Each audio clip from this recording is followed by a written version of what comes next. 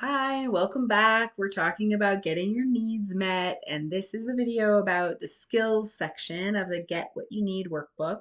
I'm Jen, I'm a holistic family consultant, and I support queer, non-monogamous, and neurodiverse families to have relationships where everyone thrives and gets their needs met, and it feels connected and joyful. And this workbook is a free workbook. If you don't have a copy of it, there's a download link in the description. And there's a whole series of videos, so you can check out the playlist if you're looking for a different section. But today we're talking about skills related to needs. So once we've identified that there is a need that's not being met, and we've identified some of the scripts and internalized beliefs about that need, then we start to look at like, okay, what do I need in order to get this need met? What are the things that would help make this possible? And in this case, we're not necessarily talking about the logistical things like having a babysitter would help me get this need met. We'll talk about that in the next section. In this section, we're talking about the skills and internal qualities that you can work on learning and mastering. So as you look at this list, it's really important to focus on your strengths, not just your challenges. So when you look at there's a list of some skills, there are lots of other skills that exist. Feel free to add to this list anything else.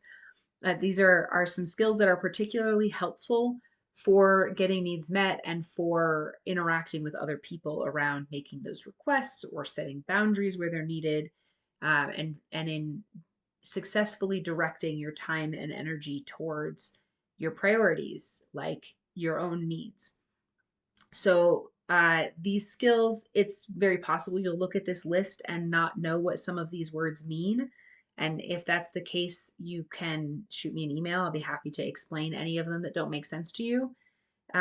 If there are some that you look at this and you're like, I'm good at that, then celebrate that for sure. And that's also why the first questions after the list of needs are about what are you already good at?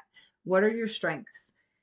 Because you may not have realized that like your deep curiosity, the fact that you're a very curious person, might actually be helpful in getting a need met because you might be really good at getting curious about when do you need it and how much do you need and what would be helpful in meeting that need. And that curiosity could be really useful in the need that you're trying to get met. So that's the first place I want you to look at is what are the skills that you already have that you might be able to put into service towards making it easier to get this need met, or meeting the logistical challenges that exist in getting this need met.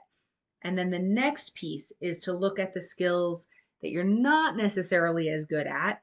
They might be things that you're like, I'm all right at that, but not amazing. Or they might be things like, I've never even heard of that. I definitely don't have that skill. And that's okay. Both of those are okay because all of these are things that can be learned. Anybody can learn any of these skills. So, and this is a huge part of my work. This is the bulk of what I do is help people learn the skills that they need to be in the relationships that feel good. So, any of these that you're like, I would like to improve this skill. I would like to learn how to communicate better. I would like to learn how to hold my boundaries better. I would like to learn how to say no, say yes, ask for help. I would like to learn self-regulation techniques. All of these skills are things that I can help you learn, and I can also help connect you to other resources to help you learn. So if you want to reach out and let me know what skills you identify that you think would be helpful, I can help you figure out how you can work on learning those skills. So again, pick one to start with. One skill that you're like, I think if I really learned how to say no, I would have an easier time protecting my time for sleep. I'd be able to go to sleep earlier if I really learned how to say no when people ask me for things, for example. So pick something that you think would really help you get your need met, and then make a plan to work on developing that skill. And that could be, if it's something where you're like, I kind of know how to do that, but I don't always do a great job of it. It might not be that you need help. It might be that you just need to make an intentional practice of doing it and practicing. Or it might be that you realize you actually don't really know how to do the thing that you think would be helpful and that you need some help to figure out how to do it. And it's also okay, you may need to pause here in the workbook and do the skill development for a while before you're ready for the next section. And that's okay too. Going back to the overview, the beginning of this, where I said you can take as much time as you need. This is not an assignment you need to finish today. Some of these skills may be helpful or unhelpful depending on the situation. So, an example of that is masking. If you don't know what masking means, it's the practice of putting on a persona or changing mannerisms or speech patterns or things like that in order to seem more acceptable or to hide part of your identity. And it's often associated with autistic people, forcing eye contact or engaging in small talk or things like that to try to appear less autistic in spaces that are not welcoming of neurodiversity. So if you find yourself in a space not welcoming of neurodiversity, masking is a very helpful skill. It is a skill that can allow easier navigation of spaces that are not well set up.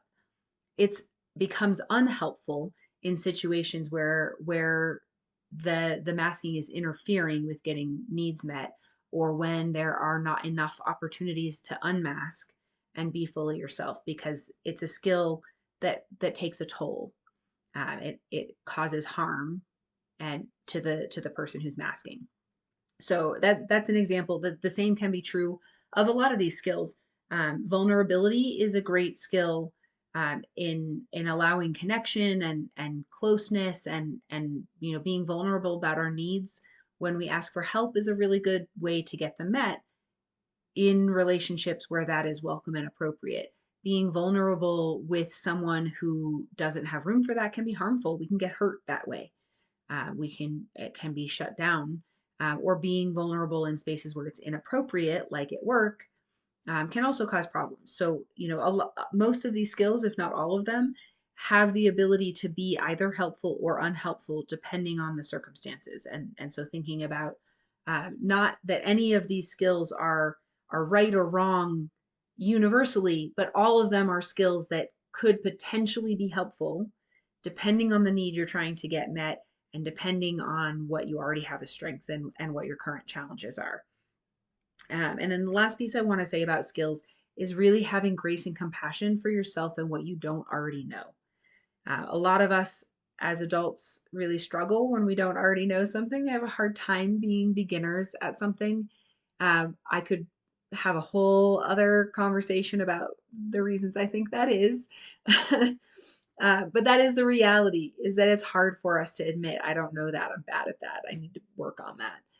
And so really having grace for you could not have known the things you don't know until this moment. You have been doing your best your whole life with the tools and the skills that you have had, and you have good reason for having survived the way you've survived until now. And now you have the opportunity to make a choice that fits better, works better for you, and the opportunity to learn something new. And all of these things can be learned. It's never too late to learn new skills to help you have happier, healthier, thriving relationships. So get in touch with me if you have questions or if you need help. You can get your workbook, and all of the other links are in the description below this. And I will be back to talk about everybody's favorite part, the creative problem solving, in the next video.